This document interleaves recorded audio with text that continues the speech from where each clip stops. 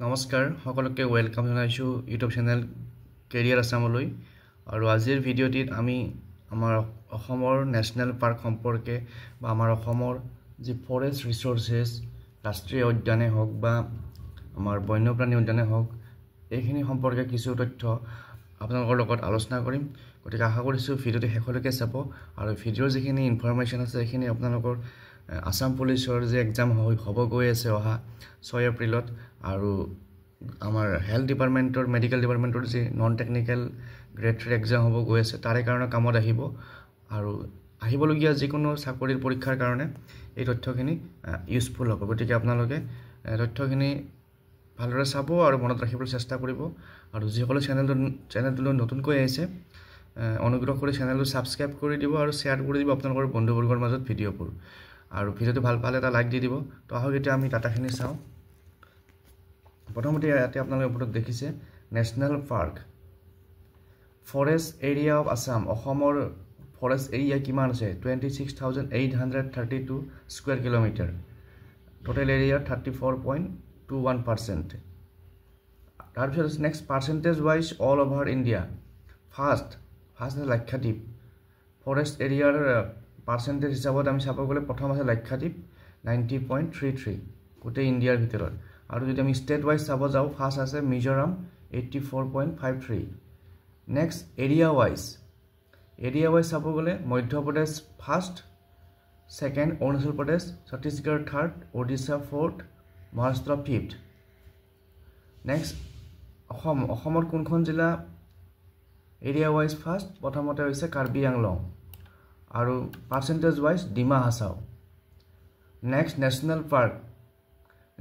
highest আছে Madhya Pradesh first Andaman Nicobar second Assam third biosphere reserve number 1 আছে প্ৰথমতে হৈছিল আমাৰ অসমত মানস বায়োস্ফিয়াৰ ৰিজাৰ্ভ 1989 ত ডিক্লেয়াৰ হৈছিল তাৰ পিছত ডিব্ৰু চৈখোৱা বায়োস্ফিয়াৰ ৰিজাৰ্ভ 1997 ত ডিক্লেয়াৰ হয় নেক্সট টাইগাৰ ৰিজাৰ্ভ আমাৰ অসমত বাঘৰ সংৰক্ষণৰ কাৰণে কোন কিখন ৰাষ্ট্ৰীয় উদ্যান কেতিয়া নিৰ্বাচন কৰা হৈছিল তো 1973 চনত 1 এপ্ৰিলত government of India lunch project tiger Bharat চৰকাৰে লাঞ্চ কৰিছিল 1973 তাৰ পিছত মানস টাইগাৰ ৰিজাৰ্ভ ঘোষণা কৰা হৈছিল 1973 নামেৰি টাইগাৰ ৰিজাৰ্ভ ঘোষণা কৰা হৈছিল 2001 কাজিৰঙা টাইগাৰ ৰিজাৰ্ভ ঘোষণা কৰা হৈছিল 2007 ওৰাং টাইগাৰ ৰিজাৰ্ভ ঘোষণা কৰা হৈছিল 2016 তাৰ পিছত এলিফেন্ট ৰিজাৰ্ভ হাতী সংৰক্ষণৰ প্ৰজেক্ট ক'ত আছে প্ৰজেক্ট এলিফেন্ট স্কিম ফেব্ৰুৱাৰী 1992 এলিফেন্ট ডে 12 আগষ্ট 1992 চনৰ ফেব্ৰুৱাৰী মাহত প্ৰজেক্ট এলিফেন্ট নামৰ এখন আঁচনি উলিওৱা হৈছিল আৰু প্ৰতি বছৰ এলিফেন্ট ডে পালন কৰা হয় 12 আগষ্টত তো এখিনি ইউজফুল ইনফৰমেশন মনত ৰাখিব এলিফেন্ট ৰিজাৰ্ভ ক'ত আছে আমাৰ Chirang Ripu elephant reserve Kaziranga Karbi Anglong elephant reserve তাৰ পিছত Dhansiri Lumding elephant reserve Sonitpur elephant reserve Dihing Patkai elephant reserve Kaziranga এতিয়া চাম আমি নেশ্যনেল পাৰ্ক এখনৰ বিষয়ে প্ৰথমতে আছে কাজিৰঙা নেশ্যনেল পাৰ্ক কোন কিখন ডিস্ট্ৰিক্ট সামৰি আছে Golaghat Sonitpur Biswanath Nagaon area 1090 square kilometre reserve forest প্ৰথমতে ৰিজাৰ্ভ ফৰেষ্ট ঘোষণা কৰা হৈছিল 1908 চনত কাৰ্জন এণ্ড মেৰি কাৰ্জন তো প্ৰথমতে 1908 চনত কাজিৰঙাখন ৰিজাৰ্ভ ফৰেষ্ট বা সংৰক্ষিত বনাঞ্চল হিচাপে ঘোষণা কৰা হৈছিল তাৰ পিছত the Kaziranga game sanctuary was renamed the Kaziranga wildlife sanctuary in 1950 চনত এই কাজিৰঙা গেম সেঞ্চুৰীৰ পৰা কাজিৰঙা ৱাইল্ড লাইফ সেঞ্চুৰীলৈ নামকৰণ কৰা হয় নেক্সট নেশ্যনেল পাৰ্ক হিচাপে কেতিয়া ঘোষণা কৰা হয় 1974 1977 চনত তাৰ পিছত ইউনেস্কোই ঘোষণা কৰে 1985 ত টাইগাৰ ৰিজাৰ্ভ কেতিয়া ঘোষণা হয় 2007 ত বাঘৰ ঘনত্ব ভাৰতৰ ভিতৰত দ্বিতীয় first Jim Corbett next big 5 of কাজিৰঙাত কি পোৱা যায় প্ৰথমতে আছে one horn rhino royal Bengal tiger Asian elephant wild water buffalo swamp dear এইকেইটা তথ্য বা এইকেইটা ইনফৰমেশ্যন আপোনালোকে মনত ৰাখিব কাজিৰঙাত কি পায় বুলি যেতিয়া প্ৰশ্ন আহিব তো তেনেকুৱা ধৰণৰ প্ৰশ্নত এই উত্তৰকেইটা এই ইনফৰমেশ্যনখিনি কামত দিব নেক্সট আছে মানাস নেশ্যনেল পাৰ্ক চিৰাং আৰু বাক্সা ডিষ্ট্ৰিক্ট সামৰি আছে area 950 square kilometre UNESCO declaration 1985 আৰু ফেমাছ ৱাইল্ড ৱাটাৰ বাফেলো তাৰপিছত নেশ্যনেল পাৰ্ক হিচাপে ডিক্লেয়াৰ কৰা হৈছিল 1990ত নেক্সট আমি চাম নামেৰি নেশ্যনেল পাৰ্ক শোণিতপুৰ জিলাত আছে আৰু এৰিয়া হৈছে 200 স্কুৱেৰ কিলোমিটাৰ ৰিভাৰ কি আছে জিয়া ভৰলী বৰদিকৰাই উত্তৰে সীমা অৰুণাচল পাকে বন্যপ্ৰাণী অভয়াৰণ্য ভাগ কৰে ৰিজাৰ্ভ ফৰেষ্ট আছে ৰিজাৰ্ভ ফৰেষ্ট কি ডিক্লেয়াৰ হৈছিল 1978ত চেঞ্চুৱাৰী 1980 ডিক্লেয়াৰ হয় নেশ্যনেল পাৰ্ক ডিক্লেয়াৰ হয় 1998ত আৰু টাইগাৰ প্ৰজেক্ট ডিক্লেয়াৰ হয় 2001ত আৰু ইয়াৰ ভিতৰত ইয়াত কি পোৱা যায় ফেমাছ দেওহা হৰ্ণবিল বাটাৰফ্লাইজ তাৰপিছত আহিল ডিব্ৰু চৈখোৱা নেশ্যনেল পাৰ্ক ডিব্ৰুগড় আৰু তিনিচুকীয়া ডিষ্ট্ৰিক্ট সামৰি আছে এৰিয়া কিমান 340 square kilometre reserve forest declare হয় 1890 চনতে সংৰক্ষিত বনাঞ্চল হিচাপে ডিক্লেয়াৰ হয় আৰু ৱাইল্ড লাইফ চেঞ্চুৱাৰী ডিক্লেয়াৰ হয় 1995ত biosphere reserve 1997 national park 1999 famous wildlife famous কি পোৱা যায় এটা ৱাইল্ড লাইফ হৰ্চেছ বনৰীয়া ঘোঁৰা তাৰপিছত নেক্সট আমি কি চাম ওৰাং নেশ্যনেল পাৰ্ক আছে দৰং নেক্সট আমি চাম ওৰাং নেশ্যনেল পাৰ্ক দৰং আৰু শোণিতপুৰ জিলা সামৰি আছে এৰিয়া 299.14 স্কুৱেৰ কিলোমিটাৰ আৰু declared game reserve 1915 wildlife sanctuary declare হয় 1985ত নেশ্যনেল পাৰ্ক 1999ত Orang is known as the mini Kaziranga গতিকে মিনি কাজিৰঙা বুলি ওৰাঙক স্বীকৃতি দিয়া হয়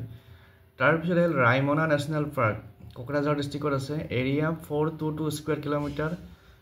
আৰু কি নদী আছে Sankosh Manas famous golden langur national park declare কেতিয়া হয় 9 জুন 2021ত তাৰপিছত আহিল দিহিং পাটকাই নেশ্যনেল পাৰ্ক ডিব্ৰুগড় আৰু তিনিচুকীয়া ডিষ্ট্ৰিক্টত আছে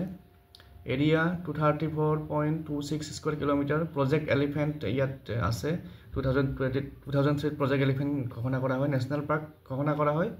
2021ত তাৰপিছত next it is known as Joypur বৰ্ষাৰণ্য হিচাপে জনা যায় ফেমাছ ৱাইল্ড কেট বনৰীয়া মেকুৰী আৰু অসমৰ দিহিং পাটকাই ৰাষ্ট্ৰীয় উদ্যানক আমাৰ উত্তৰ পূবৰ আমাজন বুলি জনা যায় অসমৰ তিনিচুকীয়া জিলাৰ লেখাপানীৰ বছৰত এবাৰ দিহিং পাটকাই মহোৎসৱ অনুষ্ঠিত হয় আৰু যেটো গভৰ্ণমেণ্ট অফ আছামে পাতে আৰু প্ৰথমবাৰ 2002ত হৈছিল চিফ গেষ্ট আছিল ডক্টৰ এপিজে আব্দুল কালাম তাৰপিছত ইয়াতে নেশ্যনেল পাৰ্ক আটাইতকৈ ডাঙৰ হৈছে কাজিৰঙা স্মলেষ্ট হৈছে নামেৰি এইখিনি ইম্পৰ্টেণ্ট ইনফৰমেশ্যন তাৰপিছত এইখিনি আমাৰ ৱাইল্ড লাইফ চেঞ্চুৱাৰীৰ ওপৰত কিছু ইনফৰমেশ্যন আছে wildlife sanctuary total wildlife sanctuary 17খন বুঢ়া চাপৰি অভয়াৰণ্য শোণিতপুৰ জিলা বৰনদী অভয়াৰণ্য বৰনদী অভয়াৰণ্য আছে বাক্সা আৰু ওদালগুৰি সোণাইৰূপাই শোণিতপুৰ এইকেইখনৰ ওপৰত প্ৰশ্ন আহি থাকে কিন্তু তাৰপিছত পবিতৰা মৰিগাঁও পানীদিহিং শিৱসাগৰ ভেৰজান বৰাজান পদুমণি অভয়াৰণ্য তিনিচুকীয়া লাওখোৱা নগাঁও চক্ৰশিলা ধুবুৰী কোকৰাঝাৰ তাৰপিছত আৰু চক্ৰশিলা ধুবুৰী কোকৰাঝাৰত আছে এইগুলো ফেমাছ ফৰ গোল্ডেন লাংগুৰ্ছ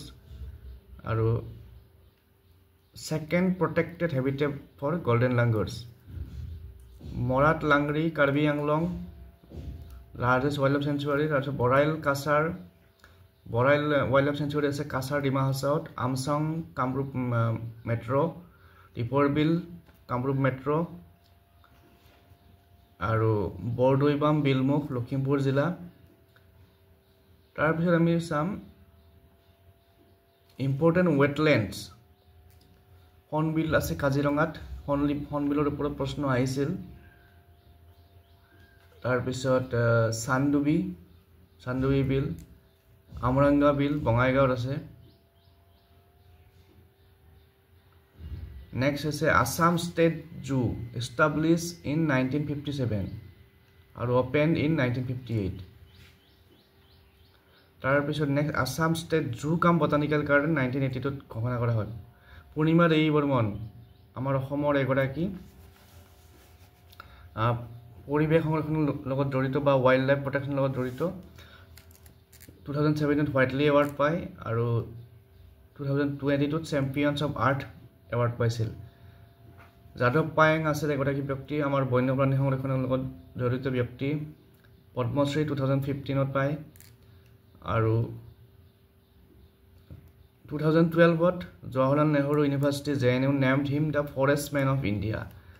2012 চনত জৱাহৰলাল নেহৰু ইউনিভাৰ্চিটিয়ে যাদৱ Payeng forest man of India হিচাপে ঘোষণা কৰে ৰবীন বেনাৰ্জী এজন তেনেকুৱা মানুহ পদ্মশ্ৰী 1971 ৰবীন বেনাৰ্জী অঁকা বিভিন্ন চিত্ৰ আৰু অন্যান্য মূল্যৱান সম্পদৰে পৰিপূৰ্ণ তেওঁৰ বাসগৃহটো বৰ্তমান সংগ্ৰহালয়লৈ ৰূপান্তৰ কৰা হৈছে located at his home in Golaghat গতিকে এইখিনি আমাৰ অসমৰ ফৰেষ্ট ৰিচোৰ্চৰ লগত জড়িত বিভিন্ন ইনফৰমেশ্যন তো আপোনালোকে এইখিনি ইনফৰমেশ্যন মনত ৰাখিব আৰু কোনবাটো যদি কি প্ৰশ্নত কিবা ইনফৰমেশ্যন কিবা ডাউটছ আছে কনফিউজন আছে কমেণ্ট কৰি মোক জনাব মই ৰিপ্লাইটো শুদ্ধ কৰি দিবলৈ চেষ্টা কৰিম তো আজিৰ ভিডিঅ'ত এইখিনিয়ে নেক্সট আৰু এনেকুৱা ধৰণৰ টপিক লৈ পেলাই আপোনালোকৰ মাজলৈ আহিম চেনেলটো চাই থাকিব থেংক ইউ